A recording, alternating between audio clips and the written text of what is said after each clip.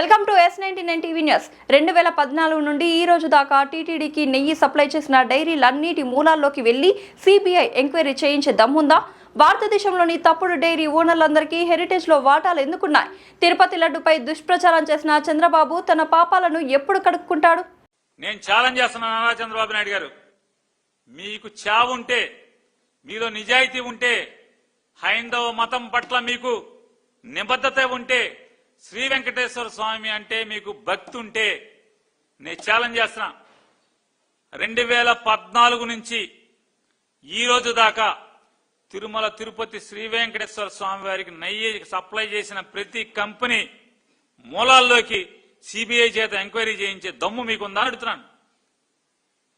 దమ్ముందా మిమ్మల్ని అడుగుతున్నాను. పవన్ కళ్యాణ్ గారు, మిమ్మల్ని కూడా ఛాలెంజ్ చేస్తాను. పవన్ కళ్యాణ్ గారు, 2014 నుంచి ఈ రోజు దాకా తిరుమల తిరుపతి శ్రీ వెంకటేశ్వర స్వామి నెయ్యి లడ్డూ తయారీకి వాడినటువంటి సప్లై చేసిన నెయ్యి కంపెనీల యొక్క భాగోతం మూలాలు మొత్తం ఎవరెవరికి ఏం లింకులు ఉన్నాయి, ఈ మాఫియాలు ఎవడెవడున్నాడు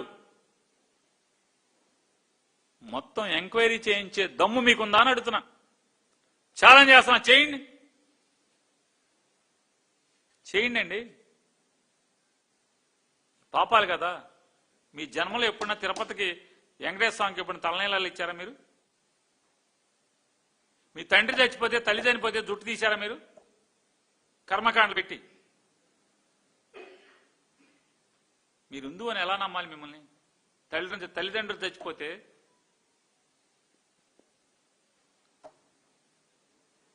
ఒక్కరోజు కూడా తిరుపతికి గుండె ఉన్నవాళ్ళు ఈ పవన్ కళ్యాణ్ గారు ఉన్నారు. ఆయన ఎప్పుడు గుండు కొట్టించుకోలేదు, కానీ తిరుపతిలో పాపం బంగారు లాంటి తల్లి ఆవిడని తీసుకొచ్చి గుండు కొట్టించేశాడు రాజకీయం కోసం.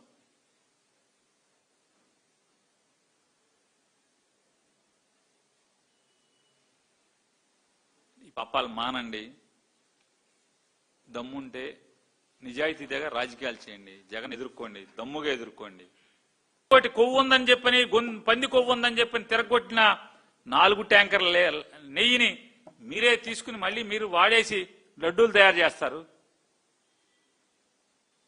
మరి పాపాత్ములు ఎవరు? మీరు కదా. ఈ పాపం చేసిన పాపాత్ములు మీరు కదా. కాబట్టి ఇక్కడతో ఈ పాపాలను ఆపండి. మీ డైరీకి ఉన్నటువంటి ఈ లింకులన్నీ మొత్తం భారతదేశంలో ఇప్పుడు ఆగ్రాలో ఇన్కమ్ ట్యాక్స్ రైడ్లు చేశారు.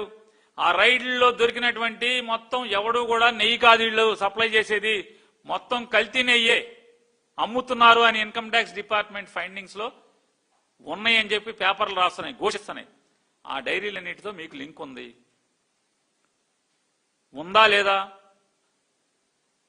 మీ పాపాలను ఎప్పుడు కడుక్కుంటారు? నాకు అర్థం కానిది ఒకటే, భారతదేశంలో ఉన్నటువంటి తప్పుడు డైరీ ఓనర్లందరికీ కూడా కోట్లు పెట్టి డైరీలు పెడతారు, కోట్లు పెట్టి డైరీ వ్యాపారం చేస్తారు. అందరికీ హెరిటేజ్ లో వాటాల మీద మక్కువ ఎందుకు? హెరిటేజ్ లో షేర్లు కొనుక్కుందామని ఎందుకు మక్కువ? అందరికీ హెరిటేజ్ లో వాటాలు ఎందుకు ఉంటున్నాయి? కారణం ఏంటి? లోగుట్టు పెరుమాళ్ళకరి కానీ ఎవడు చెప్తాడు ఈ లోగుట్టుని? వాళ్ళు డైరీలు ఉంటాయి, వాళ్ళకి 100 కోట్ల రూపాయలు పెట్టుబడులు ఉంటాయి, 100 కోట్లు పెట్టి వ్యాపారాలు చేస్తారు, లావాదేవీలు చేస్తారు. వాళ్ళందరికీ హెరిటేజ్ లో ఎందుకు వాటాలు ఉంటున్నాయి? శ్రీనివాస్ 2,000 కోట్ల రూపాయలు లంచాలు తీసుకున్నాడు. అమరావతిలో నిర్మాణాలు చేస్తున్నటువంటి కంపెనీల దగ్గర నుంచి 2,000 కోట్ల రూపాయలు లంచాలు ముట్టినాయి నీ పిఏకి. అంటే నీ పిఏని ఎందుకు అమెరికా పంపించేశావు? మళ్ళీ నువ్వు ముఖ్యమంత్రి అయిన తర్వాత మాత్రమే నీ పిఏ శ్రీనివాస్ ఇండియాకి ఎందుకు తిరిగి వచ్చాడు? నీ పిఏకి వచ్చినాయి అంటే నీకు వచ్చినట్టు కాదా? ఇన్కమ్ ట్యాక్స్ నీకు నోటీస్ ఇస్తే ఎందుకు మేనేజ్ చేసుకుంటున్నావు? అదొకటే కాదు, నిర్వాణ హోల్డింగ్స్ లో సెబీ పెట్టిన కేసు ఏంటి? నిర్వాణ హోల్డింగ్స్ ఎవరిది?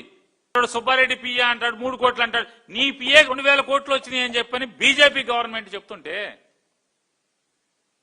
లంచాలు వచ్చినాయి అని చెప్పని అమరావతిలో కాంట్రాక్టులు చేస్తున్నటువంటి కంపెనీలు, కాంట్రాక్టులు పొందిన కంపెనీల నుంచి డబ్బు వచ్చింది అని చెప్పి, హవాలా మార్గంలో డబ్బు వచ్చిందని చెప్పని మీకు ఇన్కమ్ ట్యాక్స్ నోటీస్ వచ్చింది కదా.